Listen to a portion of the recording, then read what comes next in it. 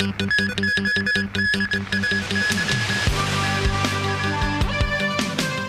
measures from neighboring Shenzhen to attract consumers from Hong Kong.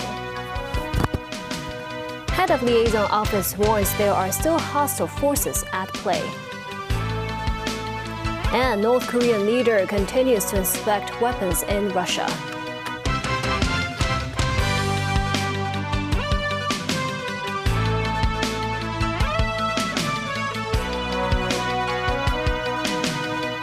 Hello and welcome to TVB News. Just 2 days after the Hong Kong government launched a Night Vibes campaign to stimulate local spending, Shenzhen announced a series of consumption-stimulating measures to target Hong Kong residents, encouraging them to spend more time and money in the mainland city. The Mo Sang-ai has more. The Hong Kong government is planning to host a night market on Temple Street in the fourth quarter as part of the Night Vibes Hong Kong Nighttime Economy campaign. Local merchant associations said more than 20 stalls showcasing delicacies from across the world will be available on the street. Organizers know that the event will be held from 3 p.m. till midnight between Jordan Road and Nanking Street. The Yau Chi Mang District Council said it welcomes the effort to revive the local economy, but reminded organizers to avoid causing noise pollution.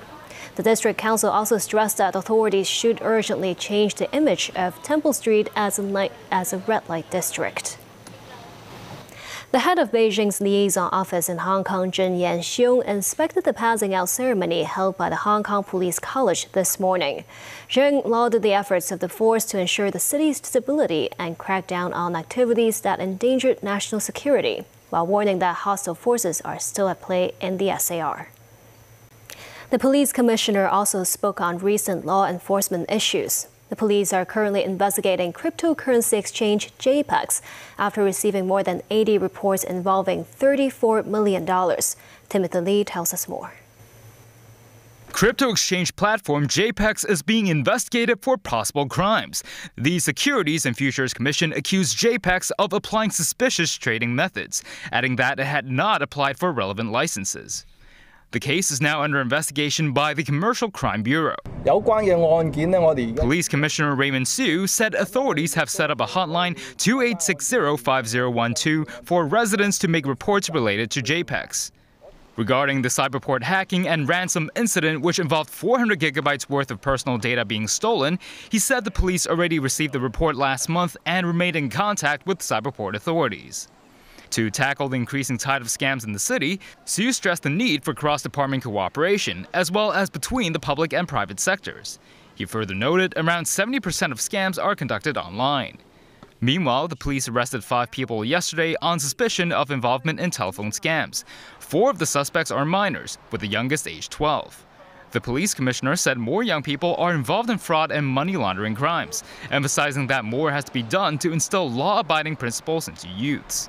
He noted parents and teachers could refer to a new police pamphlet targeting youth crime prevention to help the city's young people. Timothy Lee, TVB News.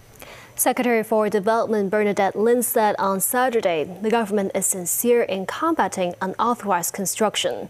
Lin's comment came after illegally modified work was discovered at 3 houses at the Red Hill Peninsula. All of our government colleagues, they act in good faith because each year they have to prioritize the caseload involving unauthorized building works on hand. And with that prioritization list, they act according to the priority and do the inspection work. So they are not sitting there and do nothing. To prepare for adverse weather in the future, the Secretary added 18 projects have been designed to improve the drainage system in multiple districts in Hong Kong, including Wong Tai Sin. Starting today, the government begins its 3-week recruitment for more than 300 positions across 6 civil service graduate grades. They include 50 administrative officer positions and 220 executive officer posts, as well as 4 assistant trade officer roles. North Korean leader Kim Jong-un continued his visit to Russia's Far East by inspecting nuclear-capable bombers and a warship. Kim's visit has sparked Western concern about an arms alliance that could fuel President Vladimir Putin's war on Ukraine. Tracy Furness has more. Russia's defense minister Sergei Shoigu met North Korean leader Kim Jong-un as he arrived at an airport about 50 kilometers from Vladivostok in Russia's far east. Kim and Shoigu inspected a guard of honor before moving on to look at Russia's latest missiles and warplanes. Shoigu explained to Kim that Russia's strategic bombers can fly from Moscow to Japan and then back, carrying 12 missiles each, with a range of 6,000 kilometers. Shoigu showed Kim part of Russia's nuclear air attack force, including the Tu-160, Tu-95 strategic bombers and the Tu-22 long-range bomber, capable of carrying nuclear weapons. All three types of planes have been used extensively by Russia in Ukraine, launching cruise missiles armed with conventional explosives. Kim and Shoigu later travelled to the Pacific port of Vladivostok, where they inspected the Admiral Shaposhnikov frigate, part of Russia's Pacific Fleet. Analysts say Kim's focus on naval strength could be driven by ambitions to obtain sophisticated technologies for ballistic missile submarines and nuclear-propelled submarines, as well as to initiate joint naval exercises between Russia and North Korea. Washington said Friday that talks on North Korea providing arms to Russia for use against Ukraine have advanced after the meeting between President Vladimir Putin and Kim. Russia desperately seeks help from countries like North Korea for its brutal war in Ukraine, as Ukrainian forces continue to make progress in their counteroffensive. Tracy Furness, TVB News. Social media app TikTok has been fined €345 million by European regulators for failing to protect children's privacy. TikTok said it disagrees with the decision and the level of the fine imposed, saying most criticisms are no longer relevant as a result of measures the company introduced at the start of 2021, months before the investigation began. Ireland's Data Protection Commission, the lead privacy regulator for big tech companies, said it was reprimanding the platform for violations dating to the second half of 2020. The investigation found that the sign-up process for teens resulted in settings that made their accounts public by default, allowing anyone to comment on their videos. Also, the family pairing setting designed for parents to manage settings wasn't strict enough. Still ahead, Libya rescue efforts bogged down by destroyed infrastructure. Almost 13,000 auto workers are going on strike in the U.S. And drone display in New York sky with message to save the Amazon.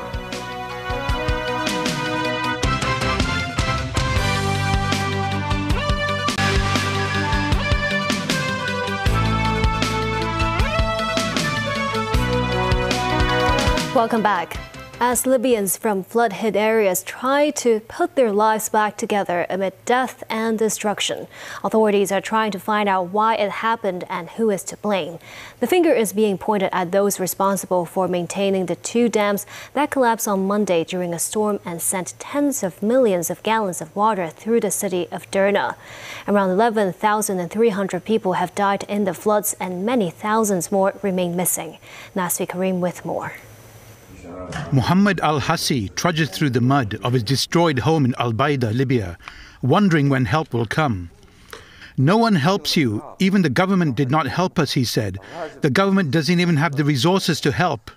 In Derna, the worst-hit city when two dams collapsed after being battered by Storm Daniel, rescuers continue to look for survivors, though they are mostly finding only bodies. Libyan public prosecutor Al-Siddiq Al-Sur said that criminal prosecutions will extend to those responsible via mistakes or neglect of the dams.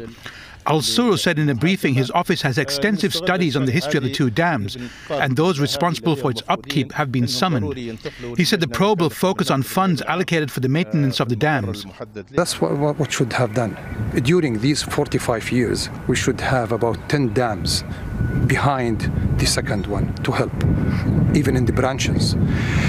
If they'd done that, could this disaster have been averted? Yeah, at least it will help. 10 dams like the second one, of course it will help. After years of war and civil strife, Libya is divided between rival governments in the east and west. But the response to the disaster has been slow, with rescue efforts bogged down by a lack of coordination and the destruction of infrastructure. Reports say some parts of Derna has received aid, while survivors in other parts are forced to fend for themselves. Libya's Eastern Administration, which oversees Derna, has approved a budget of 10 billion dinars, nearly $2 billion to help flood-affected areas. The Western government is based in Tripoli, from where several volunteer groups have gone to Derna and other affected cities to help in the cleanup. As rescuers comb the area, the deadly extent of the damage is ever more apparent. For us, the first time we saw this disaster. This area, there was 15 meters water for 50 minutes. Nazri Karim, TVB News. More than 100 heads of state and representatives of developing countries, along with China, gathered in Havana for the summit of the G77 group of developing nations. Hosted by Cuba, the summit discussed issues on climate change, income inequality, and the idea of a South-South cooperation. Nearly 1 in 10 of America's unionized auto workers are going on strike to pressure Detroit's big three automakers into raising wages amid record profits. The workers received support from President Joe Biden, who sent aides to Detroit to help resolve the impasse and said the automakers should share their record profits. The workers are seeking wage increases of 36% over 4 years, while the companies have countered by offering increases of up to 20%. NBC News with a story.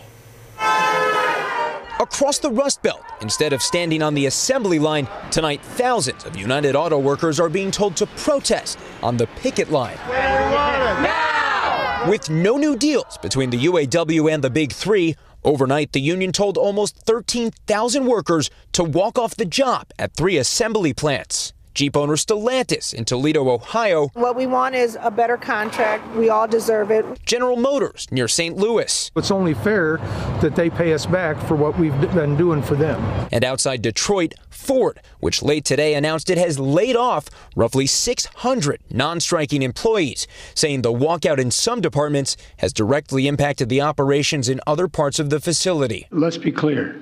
No one wants a strike. Today, President Biden announcing he's sending 2 top aides to Detroit to help with negotiations. The companies have made some significant offers, but I believe they should go further to ensure record corporate profits mean record contracts. The union demands include a large pay bump, pensions, and retiree health care. Stellantis says it's extremely disappointed in the UAW's leadership. The CEOs of Ford and General Motors say their current offers are historic. This is a very good offer, and, we want you back. Today, GM chief Mary Barra telling me the consequences of a shutdown could reach far beyond the assembly line. For every GM job, there's 6 other jobs that are associated with it, and that's why the ripple effect can happen so fast. It's not going to be good for the economy. It's not going to be good for anyone. Ford and GM both say they got their first substantive UAW counteroffers late yesterday, but the union says it's the Big Three dragging their feet. You've got competitors for these Big Three automakers paying a lot less in some cases for labor than these companies. How can you expect to actually get everything you're asking for? Shame on those competitors, number one. All this is the companies are trying to drive a race to the bottom, and we're better than that. America's better than that. Right now, less than 10% of UAW's roughly 146,000 union auto workers are on strike, but it's having a big impact. This is not just a small strike. You are taking out 15% of everything that they build here in the U.S., and these are high-profit vehicles. Either you're with the billionaire class or you're with the working class. Tonight, union leaders rallying support as the two sides publicly appear no closer to a deal. The United Nations needs a cooperation of member states and support from the public, said the new president of the 78th session of the UN General Assembly. 1,000 drones lit up New York City's night sky on Friday to call for greater protection of the Amazon rainforest. The show came just days before the world leaders are due to fly into the city to address the United Nations General Assembly. Wildlife such as jaguars and birds shone in bright colors between Manhattan and Queens. Among the speakers at the UN is Brazil's President Luiz Inácio Lula da Silva, who has prioritized boosting safeguards for the Amazon. Global web movement Avaz sponsored and organized the show. Avaz says its mission is to bring people-powered politics to decision-making everywhere. Uniting Amazon countries such as Peru and Colombia against criminal activity in the world's largest rainforest is key to Lula's efforts after 4 years of soaring deforestation under predecessor Jair Bolsonaro. One American astronaut and 2 Russian cosmonauts have entered the International Space Station. NASA astronaut Laura O'Hara and Russian Oleg Kononenko and Nikolai Chub blasted off from the Baikonur Cosmodrome in Kazakhstan before docking at the station 3 hours later. Yeah, thank you. It's incredible to be here. It was a beautiful launch. It was a beautiful flight. The only thing better than seeing the Earth for the first time and seeing Space Station for the first time was coming through the hatch and seeing all these guys here. So thank you.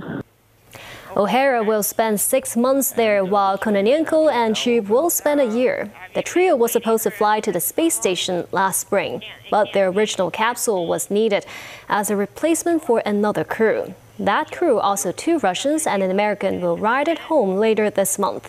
They join 7 station residents from U.S., Russia, Denmark, and Japan.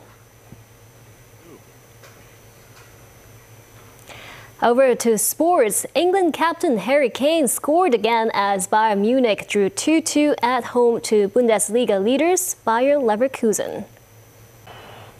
New Zealand turned on a ruthless display to overcome Namibia 71-3 in Toulouse in Pool A of the Rugby World Cup. And that's the news. Thank you for watching.